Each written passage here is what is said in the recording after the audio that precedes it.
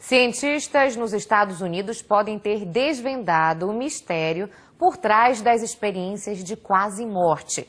Visões relatadas por pacientes teriam a ver com uma intensa atividade cerebral depois de uma parada cardíaca. Cerca de 20% dos sobreviventes de parada cardíaca relatam alguma experiência de quase morte. Pesquisadores da Universidade de Michigan podem ter esclarecido por que isso acontece. Eles gravaram sinais cerebrais de camundongos logo depois de seus corações pararem e descobriram que o nível de atividade mental 30 segundos após a morte é muito maior do que o normal. O resultado indica que existe um período de consciência entre a vida e a morte clínica. Nos seres humanos, essa hiperatividade cerebral é a provável causa das visões de túneis, luzes e de pessoas queridas relatadas por pacientes que viveram uma experiência da quase morte.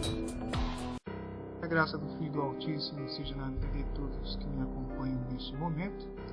Muitos vão ironizar a matéria, até porque milhares de pessoas já viveram essas experiências. Só que, se esses milhares de pessoas representam apenas 20% dos que sofreram parada cardíaca, de cá já podemos excluir 80%. Este vídeo é a respeito de um jovem judeu chamado Natan, que ficou muito famoso por ter quase morrido por 15 minutos, e voltado com informações da Terceira Guerra Mundial iminente envolvendo Israel. E como os judeus, os rabinos não creem nas profecias do Novo Testamento, eles creram no relato do Natan.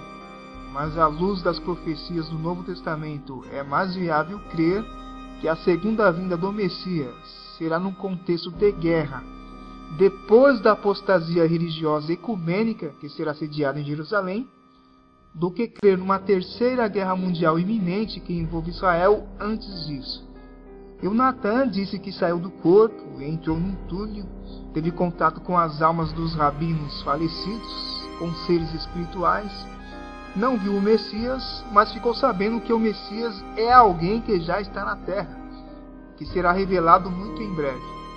Viu conceitos do judaísmo gnóstico, que é o judaísmo sincretizado com a mitologia grega, imortalidade da alma, inferno, Ganéden inferior, que seria um tipo de purgatório, onde as almas são purificadas durante 120 anos, para depois irem para o Ganéden superior. Mas isso não se acha de Gênesis a Malaquias, somente no Talmud, que os fariseus da época de Jesus criam. Geralmente, EQMs acontecem em hospitais. O caso do Natan não parece uma EQM, mas uma projeção astral. Você não fica preso aos limites da matéria.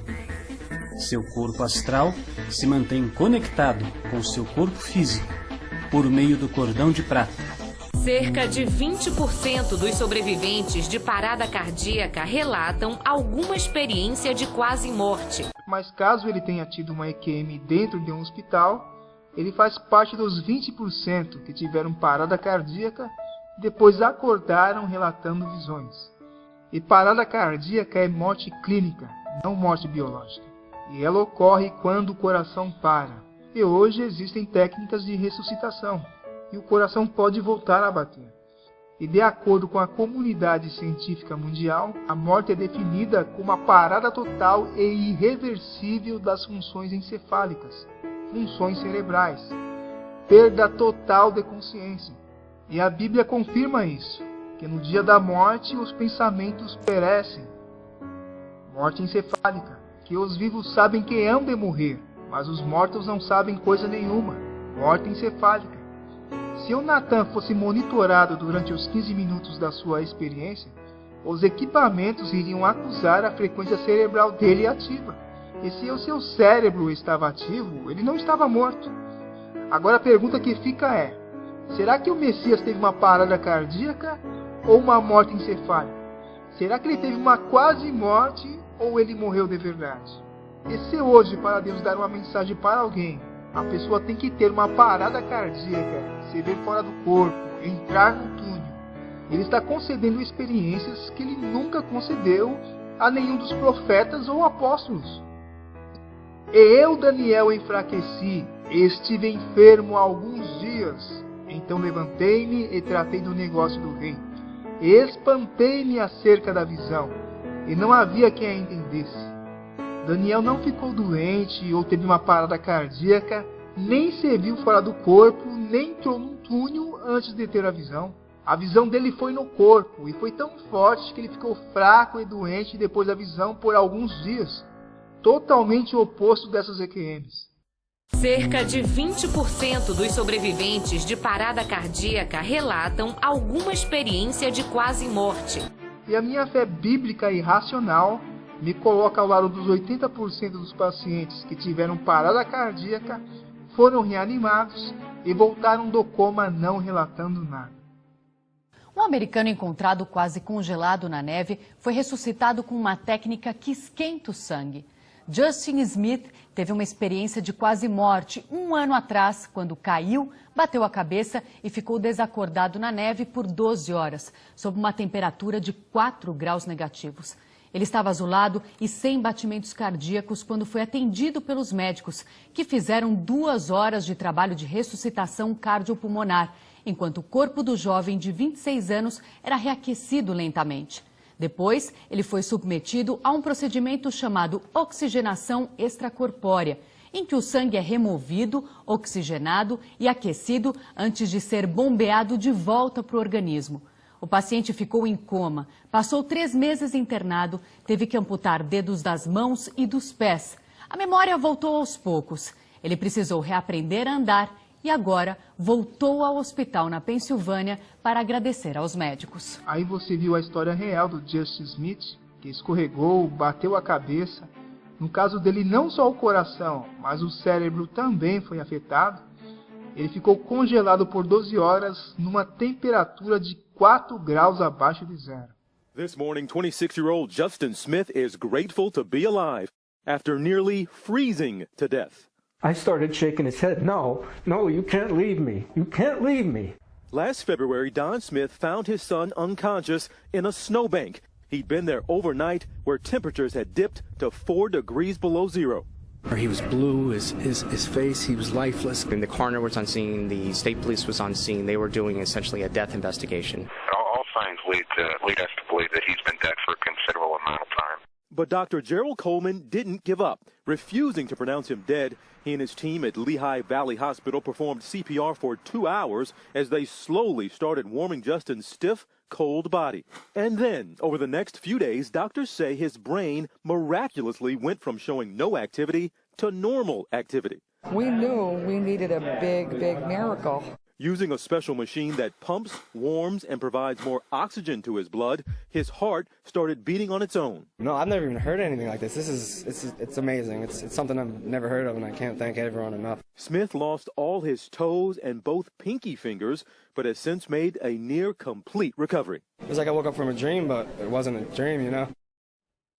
Se existe uma única verdade, e se por 15 minutos a alma do Nathan esteve no mundo espiritual ensinado pelo Talmud, onde esteve a alma do Justin por 12 horas?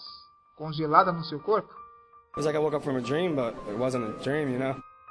Ele compara a sua experiência como se acordasse de um sonho que não era um sonho. It was like I woke up from a dream, but it wasn't a dream, you know? E há 54 referências nas escrituras confirmando que a morte é um sono. Lázaro estava sepultado há 4 dias.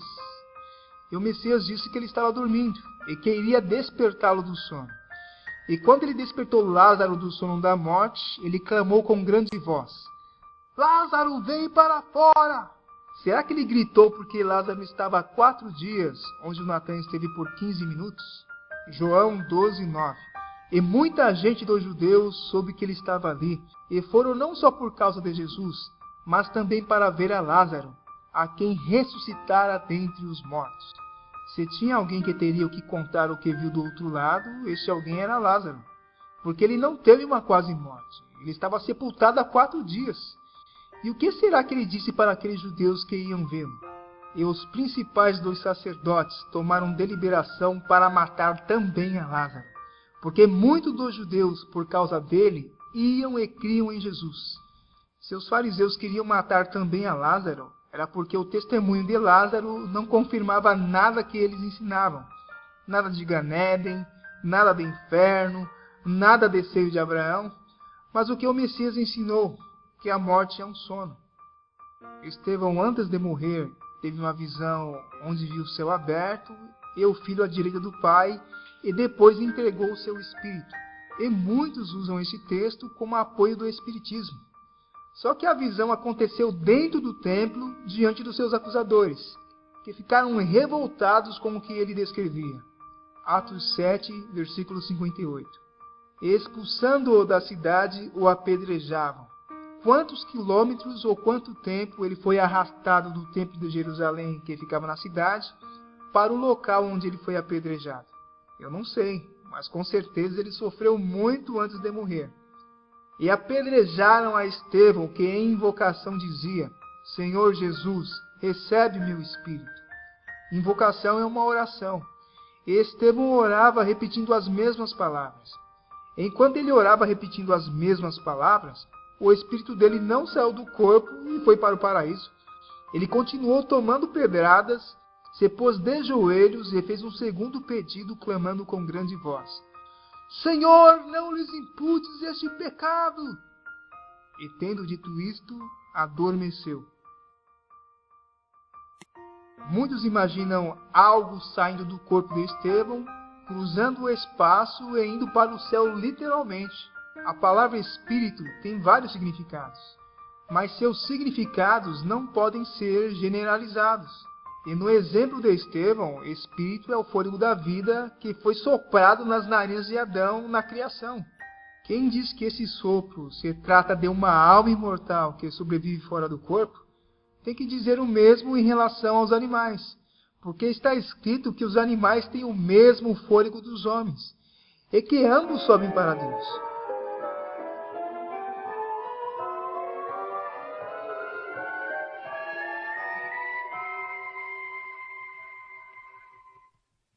O próprio Messias, antes de morrer, também entregou seu espírito ao Pai.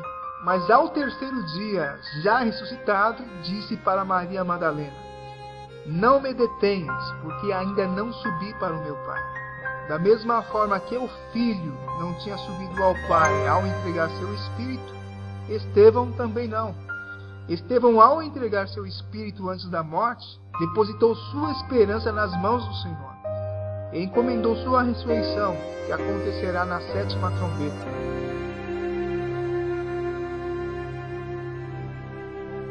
E a morte do servo de Deus, além de ser comparada a um sono, ela é comparada também a uma semente de grão de trigo que é lançada na terra. Na morte ele é semeado, ele vai brotando, brotando, brotando até a trombeta soar.